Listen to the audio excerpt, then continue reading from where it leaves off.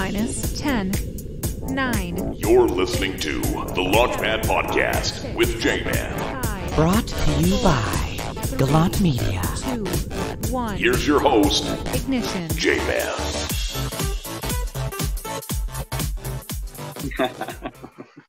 Hey, how you doing? J-Man here, and welcome once again to the Launchpad Podcast. You can find me online at launchpadpodcast.com to find all episodes and subscribe. And today we have a gentleman who is a musician. He is a bar owner of the Brass Monkey. I've known him for many times. I believe you were like some type of small engine mechanic way back in the day, helping me fix my CRX. And also the founder of OpenSafe Ottawa, Skotti Ruffo, here on the program. Thank you so much for taking the time this morning. Hey, it's always a pleasure. So what were you doing back in the day when you were helping me fix my CRX? Oh, God, geez. Probably back then I was running the garage at Metro Towing, I think was where it first started. So Metro Towing, and then I took over their auto parts store and they closed that. Then I bought an auto parts store. And then that was right at the beginning of the end of the automotive crash. So we got kind of sucked into that and closed the store down. And I'd always done some freelance work for my neighbor, Paul, who owns Professional Sound Lighting here in town. I've been with him for 15 years almost. I think this is my 15th year with them now, running PSL. So, which, you know, is another industry that totally got wiped out by this, the pandemic and whatnot as well. So right, the whole entertainment industry as a whole has really been destroyed. Right. And that's what we're here to talk about. Basically, COVID, the impacts of COVID when it comes to small business, especially restaurants, entertainment, things of that nature. Now, I got into trade shows about 2 years ago. Go figure. The worst industry to be in right now. Obviously, anything that is entertainment built or driven. And now let's just talk about the bar. So you were a musician first. You played in a lot of bands locally. Did you ever? Yeah. Okay. And then, I mean, at one point you had the opportunity to buy the Brass Monkey, and then you jumped on that. What was it that had you wanting to get into the industry, live music? Well, I mean, I guess there's several parts to it. Back in from 88 to early part of 91, I guess, I worked here at a local radio station, 54 Rock, which was probably hands down the best WKRP radio station we've ever had in Ottawa. I did that for a few years and kept contact with them and made many, friends and colleagues through that. Secondly, my cousin Dennis owned Bass Clef Entertainment, and brought countless amounts of bands into the city over the years. So there's always that connection as well. So I guess it was kind of just natural progression. Tell you the story, we were at a good friend of mine, Pat Finn's wedding reception, and we were standing around, and I had been partnered up with another good friend of mine, Elon, at the Bourbon Room here in town, and we were doing live music out of there, and he wanted to go back to a DJ dance format. And somebody at the wedding reception said, "Hey, I heard the Brass Monkey was for sale," and we were kind of laughing about it or whatever, because at that point they were pretty much just booking anything and just throwing whatever they could to put people in the seats, kind of thing. So I sent Pat, one of the owners, a quick text, and he said, "Yeah, call me tomorrow." And we started chit chatting about it. And I talked to Brian, who's his partner at the time, and his other brother. Had a little conversation, and I think within a week we had already started paperwork on purchasing it. They just wanted to get out of it. They had another business that was doing really well for them at the time, and we thought there was opportunity to expand on it. So a few guys got together and we scraped our dimes and nickels up and made an offer on the Brass Monkey and dealt with the landlord. The landlord had already had 2 or 3 offers that she had refused. She wanted to make sure that somebody was already involved in the entertainment world. So, when the Brass Monkey came up, there was myself, Pat was managing Long and McQuaid here in town at the time, and one of my partners, Chad, was a drummer in a couple of my bands, but he was also a touring drummer, had lots of experience from that. Another one of our partners was into band management. He managed the Killer Dwarfs and a few other Canadian acts as well. So it kind of just all worked together that we all had kind of the same mindset, and we hands down we built it into probably the best live music venue, or at least most famous live music venue in the last 6 years in Eastern Ontario. That's for sure. I think we're going on 9 years or 11 years with the name the Brass Monkey, but we bought it 6 years ago. So. Well, you brought in a lot of big acts and some obscure acts and some just really great new talent as well. I got to see someone who I really like, actually, that I saw in a documentary, Thor. That was so cool, seeing Thor at the bar. What would be your number one accomplishment as an establishment in regards to someone that you are able to be bringing in? And this can even be just, let's do one for you and then one for your fans. So what would that be? One band or one artist for your fan, and what would be one big one for you? I think probably the only time I ever really got fangirl was Steve Harris from Iron Maiden. I think that one there was probably, and as a musician, I grew up as an 80s kid, long hair and whatever, and Iron Maiden was a massive influence on my life. Musically. So having the founder of Iron Maiden with his side project in was kind of special. I think we sold that show out in 33 minutes. Wow. And I guess, I've been an audio tech front of house engineer for 20 something years now. When he was on tour, his touring tech with him was the monitor engineer for Iron Maiden. So I got to spend some time with him all day, and that's cool. Got a couple of shots of Jameson and had a good time. It was a really good, it was probably one of the best shows we've ever done. Nice. But for your fans? Fan show? God, I don't know, man. There's been some big ones. Ginger was probably a real huge thing to see in a bar just before they broke out. We've brought in from so many genres with Nazareth and Uriah Heep and all these big things that you would have seen, on massive festivals and stuff like that.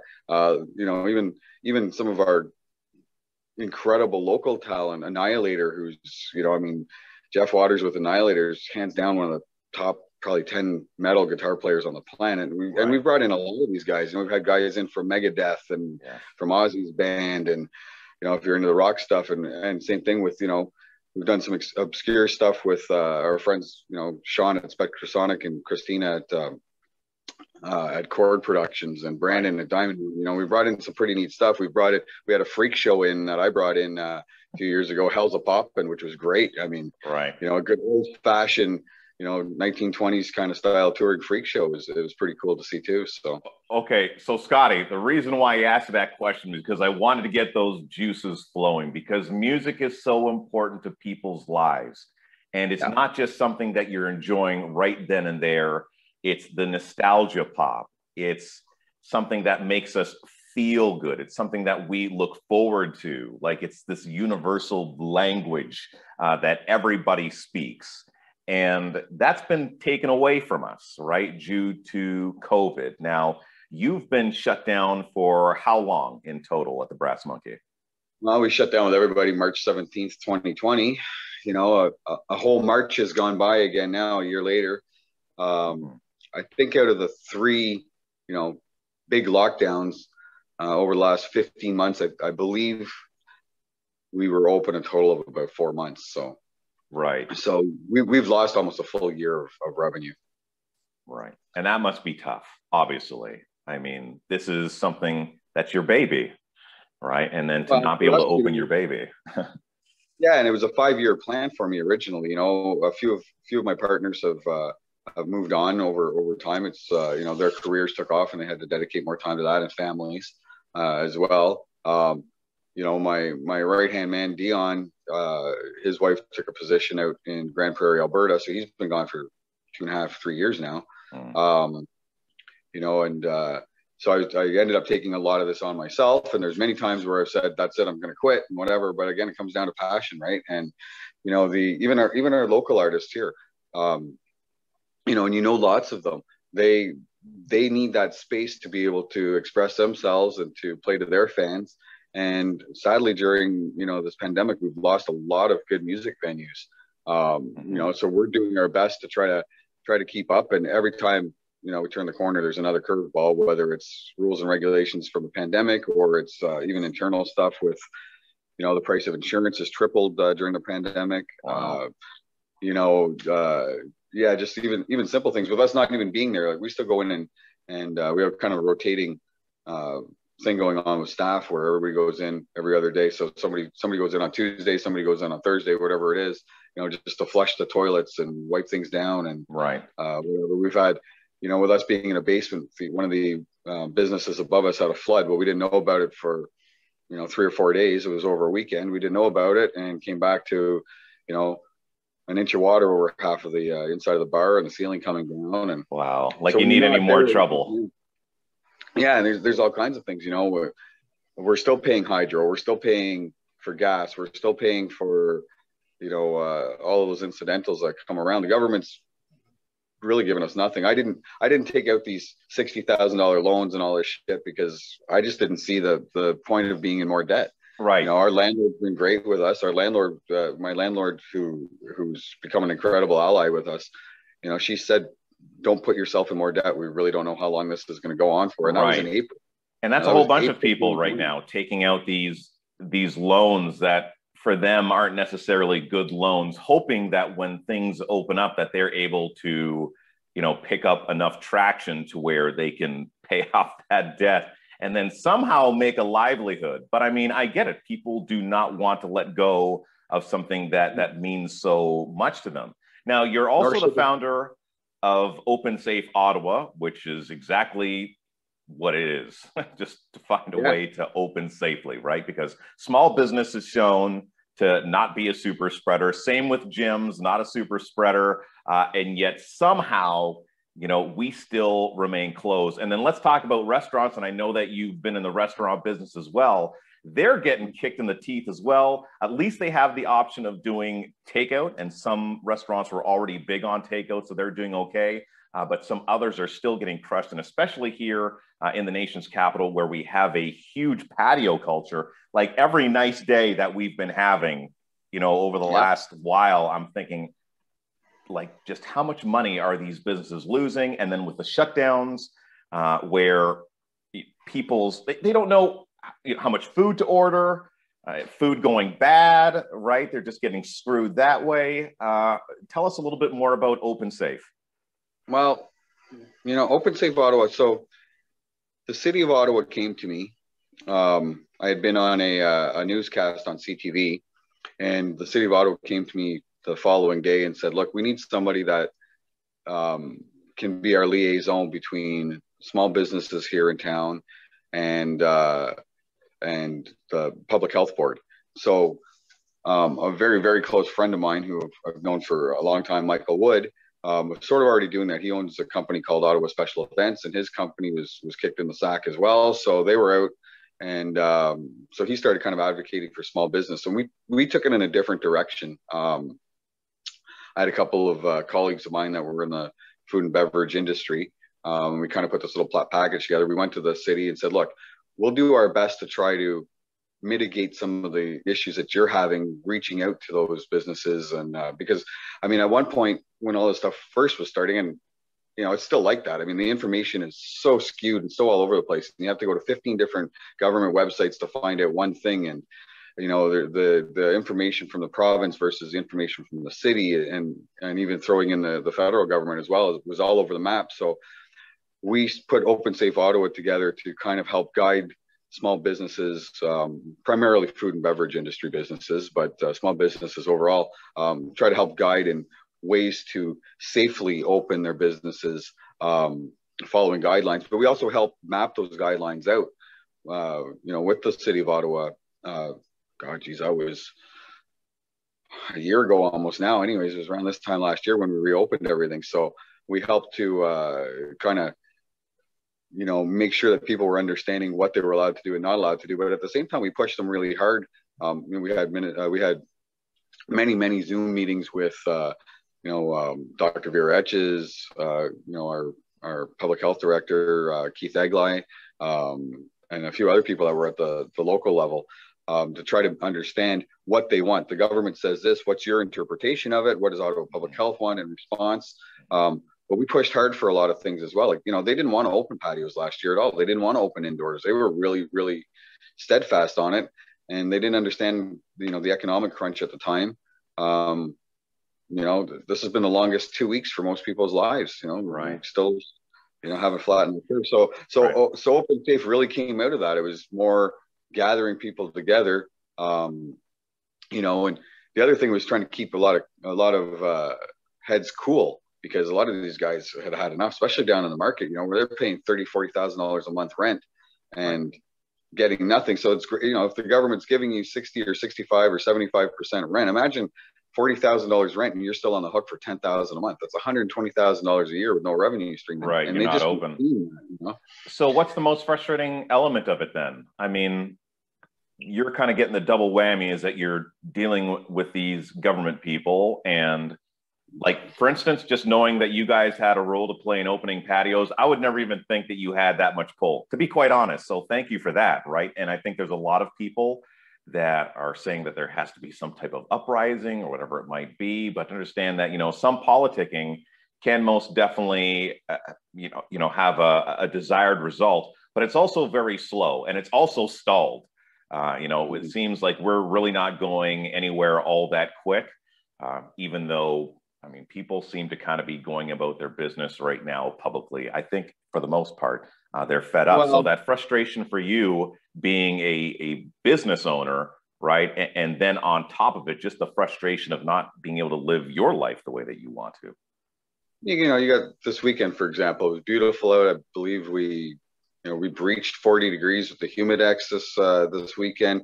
The beaches were packed. I mean, parks were packed. Are those the people that are, you know, anti-mask and anti all this stuff? I don't think so. I think those are the people that have just said, this is enough. It's time for us to be able to live our lives. We did this last year with no vaccinations, with nothing like that at all. And, you know, they keep moving the goalpost on us. And I think that's the biggest problem. Doug Ford's saying, you know, the week of June 14th. Well, does that make it June 10th that their businesses are allowed to reopen? And they have no problem flicking that switch to shut them down with 24 hours or 12 hours notices, but they can't turn it on that fast, which makes no sense to me. It's just as easy. So I think, you know, the biggest frustration right now is from our provincial level is they keep moving this goalpost. Oh, once you get so many vaccines and once you do this and once you do that, well, they're basing things on hopes and dreams that we're going to get vaccination doses from the federal government, and we're going to get this, and, you know, lumping us all into one giant province doesn't do anything for anybody either. I get it. Yeah, people travel from Toronto. People are going to travel from whatever. How many people were out golfing before this shutdown order was lifted in Ottawa, before they allowed golf courses to order? I mean, they went over to Quebec and did it. Quebec doesn't care. They're happy to take our money. Who wouldn't be? Right. Who wouldn't be after 15 months of this? Would you close your business? You know, you're allowed your business. Would you ask somebody for identification to make sure they were, from Quebec or from that region? Of course you wouldn't. Why do you care anymore? You know, it's not your job to enforce it. Your job is to open your restaurant, and these days open it safely, and nothing further than that. And, you know, it became a difficulty. It became a difficulty here when they wanted us to, you know, check everything from, you know, people's, I'm mask exempt, for example. Okay, well, why are you mask exempt? That's not my right to ask somebody that. And nor why do I care? I don't ask every person that comes in my bar if they have, you know, don't touch the glasses, you might have herpes. Like, you know, it's true. It's not our thing. But they could have herpes. No, that could happen.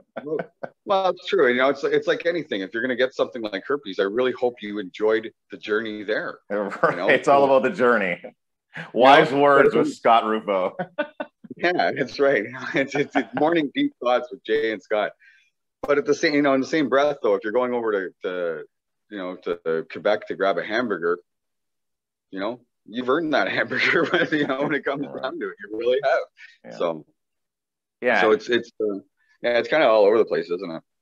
Well, that's the thing, and I think people are frustrated with that as a whole. Just the moving of the goalposts. You tell somebody that they get to this point, then they're going to be able to get to do this much. And then you get to that point, then you don't get to do that much. And then they move from, you know, washing your hands and staying so many feet apart and, you know, do this and do that. And then it turns into how many people are in the ICU or how many cases there are. And now it's turned into vaccinations overnight. That was an overnight thing that I think was shocking to lots. And I'm very surprised that they came out and they were so bold with it, because there's obviously some vaccine pushback.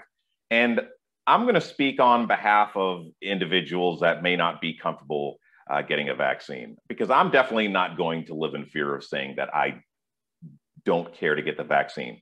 It's not because I don't think it's safe. It's because I just don't think I need it. I think I had COVID back last March. If anything, I wish that maybe they had an antibody test to know whether or not anyone needs a vaccine that has already had the antibodies, because then it means it's a wasted shot on me when it should be going to someone that wants it or needs it. Certainly we're vulnerable, exactly. Right. And I've always used the analogy about skydiving. Like, I mean, skydiving seems like fun. It seems like it's safe. What happened to Gatineau just a couple of weeks ago? For the first time in that company's history, two people, like a trained parachuter and, you know, just a happy guest, you know, ended up dead because that just happened. So, you know, in these cases, when it comes to a foreign substance, something that's going into your body, there's a risk, no matter how small it is, that it could have an adverse effect. And I just rather take my chances with, you know, whatever it is, just the wild COVID virus or whatever it is, opposed to going in there and putting it in my body when maybe I think it already happened. Now, I don't think that's fair for me to ask you where you stand on that. But in regards to opening safe now, like since they've switched those goalposts and they've moved it to vaccinations, we're not talking about the washing your hands. We're not talking about the masks on your patio or in your establishment anymore. How does that change the fundamentals of what you're trying to accomplish? Well, I mean, they're still saying that that's still going to be required. So what's the difference? I mean, when it comes down to it, I've had this question asked for me, and I'll say, you know, I'll be very open about it. You know, people have asked me, are you going to participate in a vaccine passport program? Well, quite frankly, the answer is no. It's not my place to judge others. It's not my place to exclude others. It'd be the same thing as, you know, and I got to be careful how I word this. I don't want to say it's going to be the same thing, but it's similar to me saying, sorry, you are blind, or sorry, you have another disability, or whatever it is. Many people cannot get vaccinated. They will not ever be able to be vaccinated, whether it's for that or it's for chicken pox or it's mumps, measles, rubella. I get all that. Yes, that saved a lot of people back, you know, in the 60s and whatever. And we've been able to more or less eradicate polio and stuff like that. That's great. There's also a lot of testing involved in all of that stuff. We've got a new type of vaccine now that, you know, technically alters how your body reacts to other viruses and stuff like that. I've been vaccinated. I went and did it. I said, what the hell? I put more crap in my body over my lifetime anyways. This is just another, you know, something that's going on. In fact, our whole entire staff has, and it wasn't something that we pushed on them. We just said, hey, look, you know what? You want to do it, do it. You don't want to do it, I'm not going to complain about it. I'm not going to fire you because you can't. It's not my choice to do that. It's their choice. It's their body. You know, we could get into the whole pro-life and pro-choice things as well, and it's essentially the same thing. You know, I hate to say that, but it's your body. Do what the hell you want to do with it. You know, I get it. Yeah, you know, we've done a good job of exposing a terrible situation with our long-term care facilities, but we got those people vaccinated. There's still deaths happening. Our amount of deaths here locally and in Ontario and in Canada have been greatly reduced by protecting those that were vulnerable. Our seniors and stuff. The cases in ICUs now, you know, it's people more in our demographic, more in our age group, between, you know, 30 and 50 or whatever it is. But they're going home. They're not dying. You know, there's a lot of case numbers. Sure, there's a lot of case numbers, but is that a case with somebody that has the sniffles and got a little bit of a fever? You know, when you're lumping all of that stuff in, or is that a case where somebody's been in their bed for a week straight now is fine?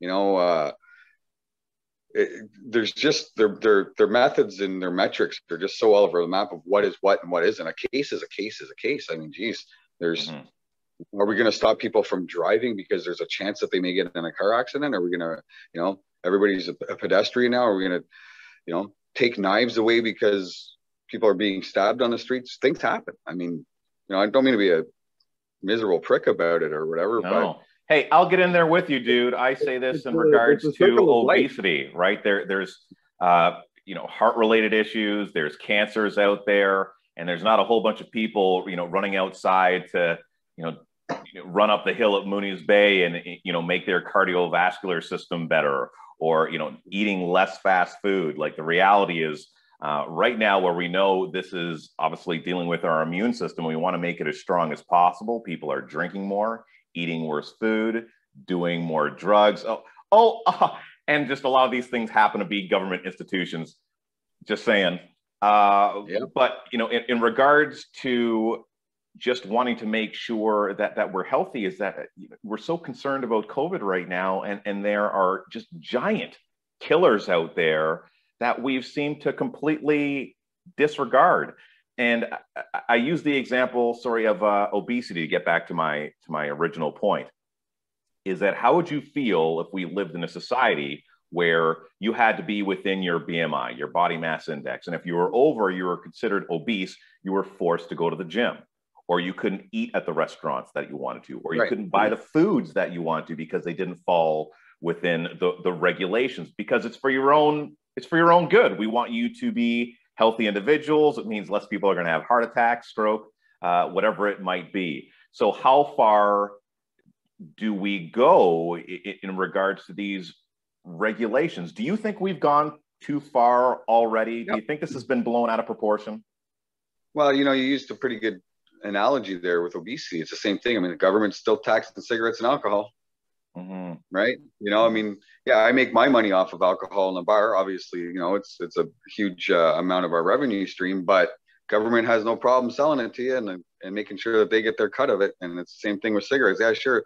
Price of cigarettes has gone up to $17, $18, $20 a pack or whatever. And, you know, 20 years ago, it was $5 a pack. The government's making all that money. The tobacco farmers aren't, and the tobacco industry isn't making any more money than they were.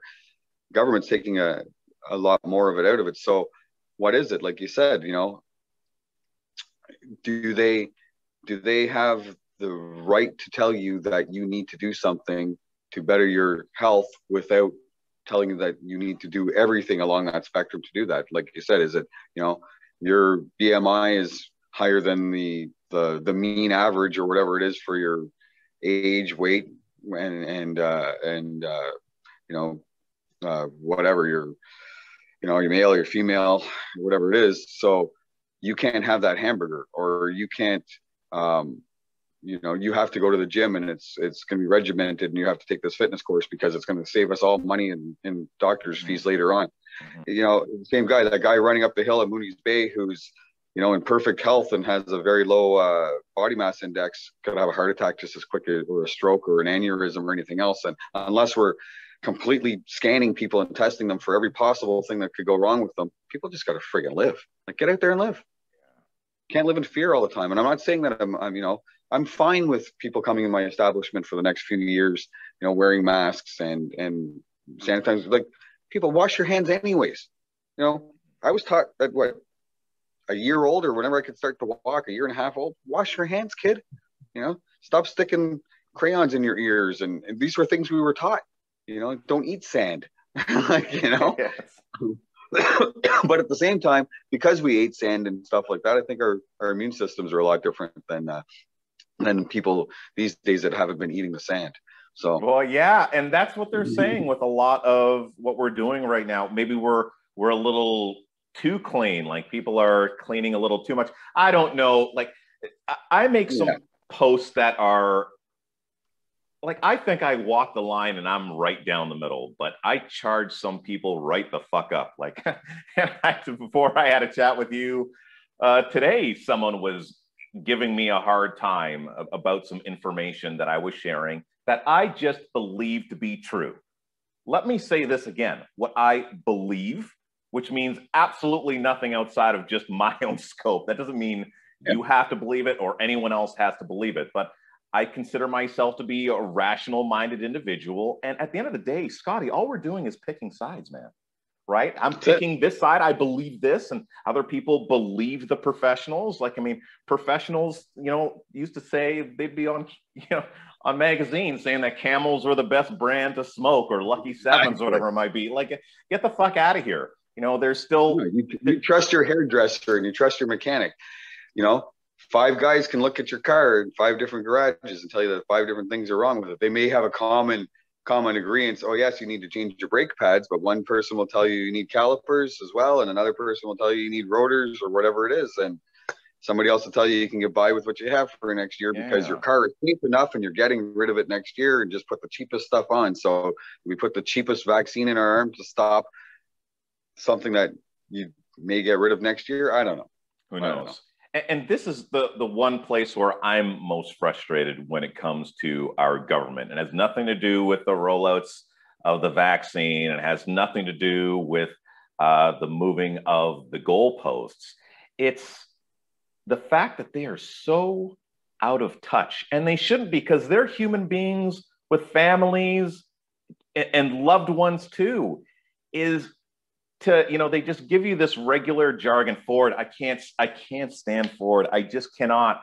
And it's because he doesn't speak to me. He doesn't inspire me. You're not his friend. Yeah, I'm not his friend or my friends.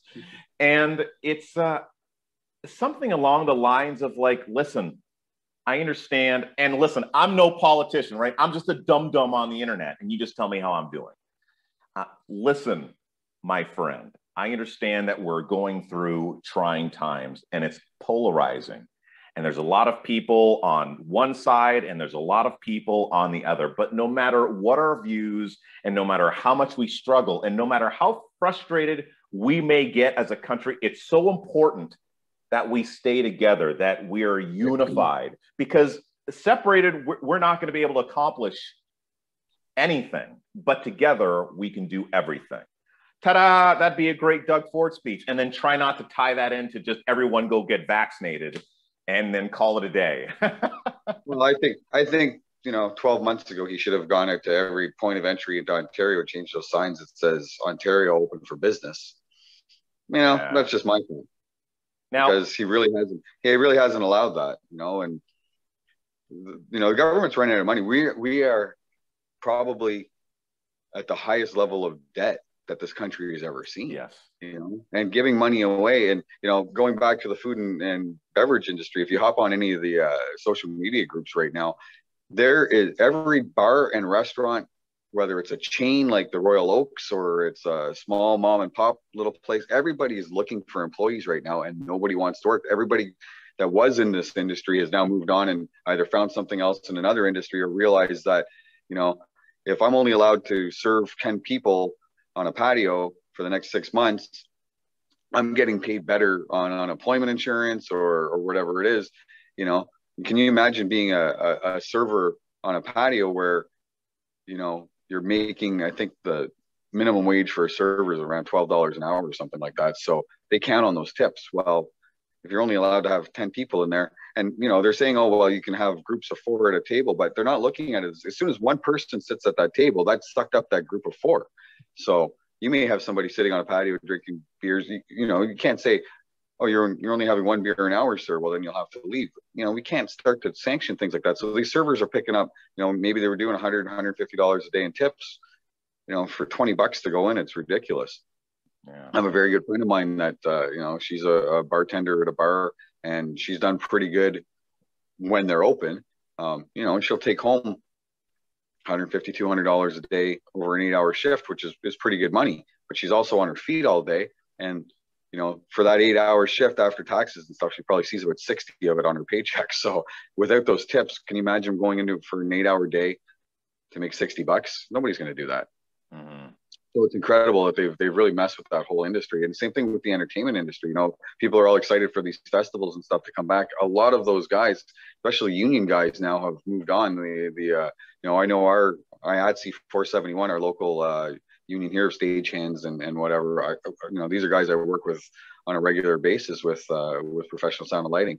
It's the same thing. You know, they've come to the point where a lot of these guys have moved on. I've got so many friends that have moved to the West Coast now and to the East Coast as well, because they know that the industry is not coming back for years here. You know, you're talking hundreds of thousands of people out of business across North America are out of work, you know, with the festival industry. And we're seeing them pop up in the States. And I get it. Yeah, they're further ahead in the vaccines and blah, blah, blah. And they, you know, they don't have paid healthcare and this and that. But when it still comes down to it, if you've got 10,000 people down at a beach, why can't you have 10,000 people at a festival? I mean, show me the difference.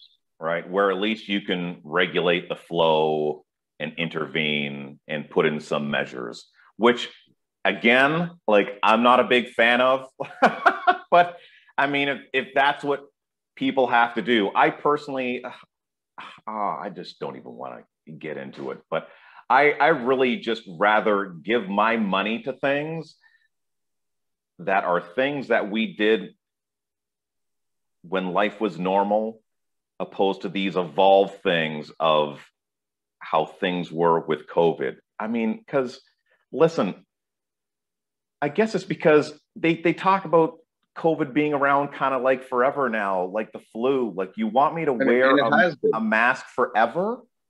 Like, forever you want me to do this? You want me to go to a venue? Like, we want kids riding around on their bicycles with masks forever? We want people in their car wearing masks forever? Like, what is the game plan for some type of return to normalcy? Or was this new normal all along like this dystopian reality?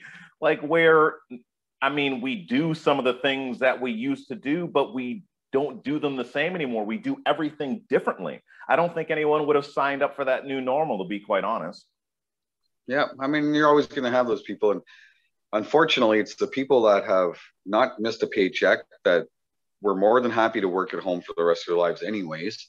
And at a local level here, being, the capital, we have so much federal employees in our town. They're perfectly happy working from home. The federal government's going to be saving thousands and thousands and thousands and thousands of dollars on rent and freeing up all of the space that they don't need. In fact, they'll be able to, any federally owned buildings or provincially owned buildings that are run out of Ottawa, that or anywhere really, they'll be able to rent those facilities back. They'll be able to sell off some of those assets as well, right? So I mean, there's a lot of that too.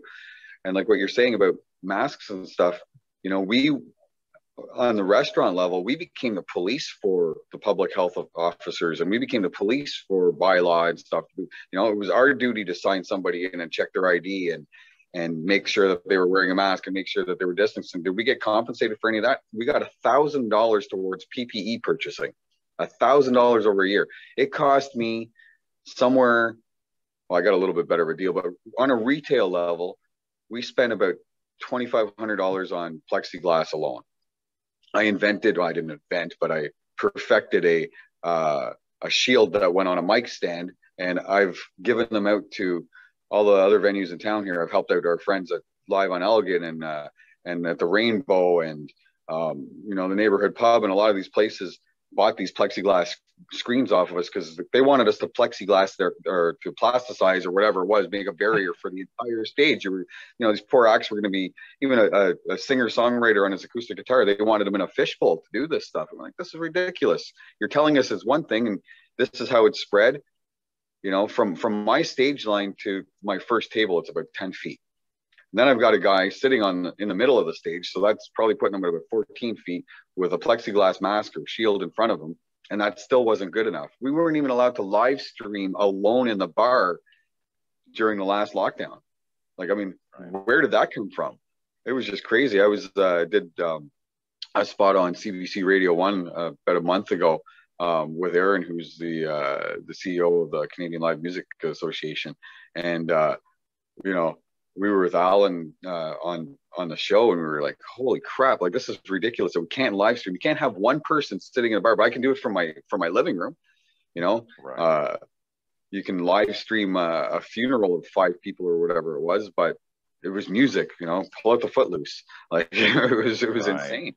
Right. I think that's what a lot of people are frustrated with. Kevin Bacon to come driving in and tell me, we're gonna take this on, and whatever it was. So yeah, it's difficult. That's, I think, where the frustration just for most people in general come from, is that they're scratching their heads in regards to how did some of these regulations come to be? And if I had any message that I could pass along to government that I would just share from my years in business as a solopreneur and an entrepreneur, and someone that's living through COVID just like they are. And it's something that a lot of people in power don't do because they believe it's coming from a place of weakness, because leaders are supposed to just lead and do. Leaders don't ask questions. Leaders just crush it, right? And sometimes the most powerful thing someone can do as a leader is that you can ask the people that you lead what they think, right? And some big brands do this. They want to know what the people that are buying their products want from their next product. And I think government right now should be asking the brilliant minds that we have in Canada here, and you, Michael Wood, other people that are really connected to their communities. What could we do better? Where are we failing? And what could we do better? What are people saying that just doesn't make any fucking sense? Because we're hearing a lot of that. And then, know what? One by one, just start peeling back some of these things that just don't make any sense. So at least we have some type of congruent type of living, like a lifestyle that makes sense, opposed to people asking whether or not they're allowed to walk their dog or if they're allowed to drive 20 minutes down the street. People are so confused. Oh yeah, it's terrible, especially, we look at it here, we share a border that's a body of water with Quebec. So Gatineau's been wide open for a week. They've been somewhat open for almost 2 weeks now. We've dumped a lot of money as Ontarians into restaurants and pubs, which is great for our colleagues in Gatineau. God bless them. They're making some money finally. I totally support that, but it's kind of a hard pill to swallow when you can sit and look across the river at the Elmer Marina where they're serving up their Laurentide and there's Saint-Cont, and you can look across the street at the Dépanneur, which is probably, I think, is a word that you and I are not allowed to ever say again because we got in some trouble with one once. But anyways, yeah, you know what I mean? So you're looking across the river and you're seeing everybody parading around and they're proud as peacocks running around and enjoying themselves. Right. And we've got to look at it and, comes down to, yeah, they'll accept us over there, but the police are just being just as tough coming back. Why were you in Quebec? What are you doing? So there should have been a greater approach to us as a metropolis, if you want to call it, yes. the region of Ottawa, Gatineau, that should have been consideration as well. Right. I get that there's some difficulties, on provincial levels and stuff like that, but I think that Legault and Ford could have worked something out and just left it up to the mayors of those two cities to deal with it. I don't know how many people work in Ontario and living in Gatineau. I know so many people because the rent is cheaper. The cost of living is a little bit different over there. Yeah, they might get you on the taxes or whatever later on, but hey, we don't have to pay that shit anymore anyways, right? So who cares? When it comes down to it, Skotti, it's a shame that we lose all that. Let's wrap up on this because we are going to be reopening, whatever that means, next week or this week. And, this conversation could be all for naught. But it did highlight a lot of the problems that we've had previously. And these problems have not gone away, what we're talking about. And there's a very strong likelihood that we're going to be dealing with them again. I don't want to be a party pooper here, but I truly I can't believe it in my bones that this is going to be the final lockdown. So what are your plans for reopening with the Brass Monkey? And let's just hope that I'm wrong. And I hope that I am wrong, that we get back to being a thriving economy, a real happening city, a lot more smiling faces, people getting together, loving one another, and bringing unity back to this city. But what is it looking like for the Brass Monkey? Well, at this point right now, if Ford sticks to his timeline with 21 days between phases at a minimum, and people aren't realizing that, he uses things like the week of instead of June 14th, and a minimum of 21 days, and then we'll review and things like that. So best case scenario, we hit phase 1 June 14th, indoor gatherings, which we still don't have any guidelines for phase 3, puts us around, I believe, July 26th. So I'm thinking they'll probably push that till after the August long weekend, the civic long weekend in August. So there's a potential that you'll see indoor dining, unless there's a major uprise or something. There's a potential that you'll see something beginning of August. I'm thinking with Brass Monkey, we'll probably just hold off till after Labor Day now. At this point, seeing as once they start allowing us to go out and do things, people are going to be hitting their cottage. They're going to be doing, I mean, they're allowed to right now, but they're opening short-term rentals are going to be allowed during phase 1. So I don't know, after 15 months, I don't want to be, sitting in a basement bar somewhere, drowning my sorrows. So I've had that discussion with my staff, and we're kind of shooting for September. We do have some good stuff booked. We've got October, the end of October, we're bringing Buck Cherry in Nice. with a partnership with Diamond Mine Agency with Brandon. He had to move that show. That show is rescheduled 2 times now at Barrymore's, and unfortunately, it looks like we're losing another live music venue here in town, which hasn't really been a live music venue for quite a while. But they have been using the stage for live music, not as it was in its former glory, but. With the issues with that being a heritage building and the landlord and the tenant having disputes and whatnot, I better say upwards of probably $1 million worth of repair that building needs to have before it can be occupied again. So we've moved that show over to our venue. Again, we don't know what we're going to have for capacity, if the borders will be open, if U.S. bands can even get across. I've been speaking to a lot of our U.S. agents. Right. There's potential that they will become working, so just like anybody else who has to cross into Canada from somewhere else on a work permit, there may be something to do with that. Yeah, I sure hope so. They're doing it for hockey and all these sports. And exactly. I also want to touch on this before I forget, because it's the most important, because Brass Monkey has been an institution right here in the nation's capital for quite some time now. And we love you, Skotti. You know this. You have a great following. You do a lot for this city. You do a lot for local music.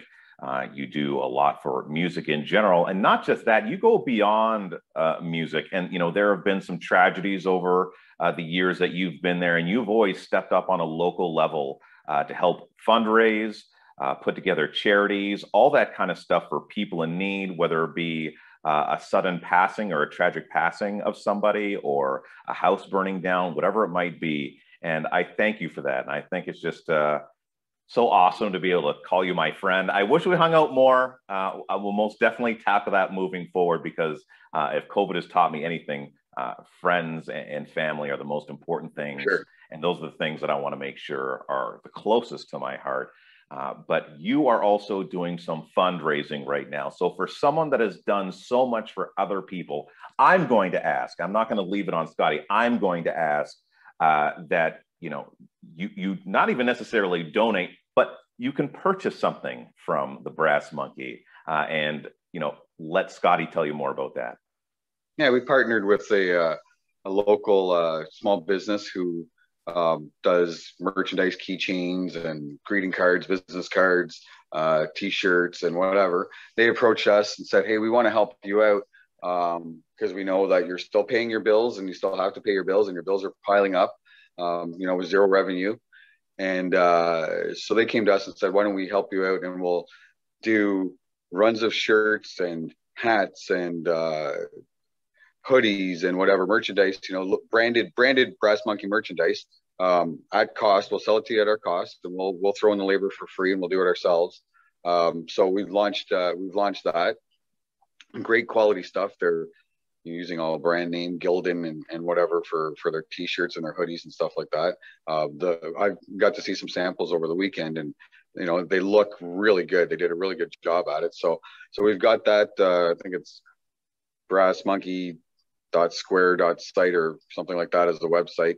I just got into this whole e-commerce thing, so it took me like 5 days just to figure out how to. It's all good. I gotta run it anyway. I'll make sure the link is up there for people to purchase some items. Yeah, and we've also got we've had some corporate partners that have come to us and bought gift cards through our online portal as well. So we're selling virtual gift cards. Those are available as well, and I'll send you the link if you haven't already seen it. But it's the same thing.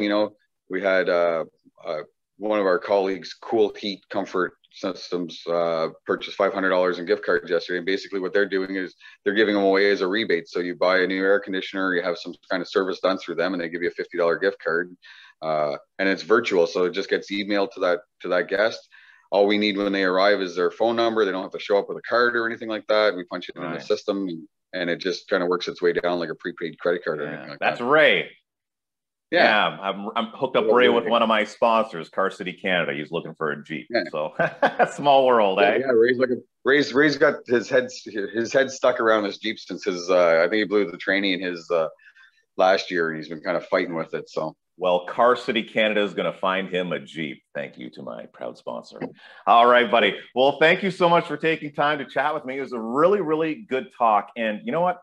I want people to know this. Like, there are some fundamentals that Skotti believes in when it comes to COVID that I don't. We have some differing point of views, but there's also some common ground, right? Because we're all going through this, and that's undeniable. Is that, you know, you can still sit and have a conversation and work things out and move agendas forward, right? Even though you may not agree on everything.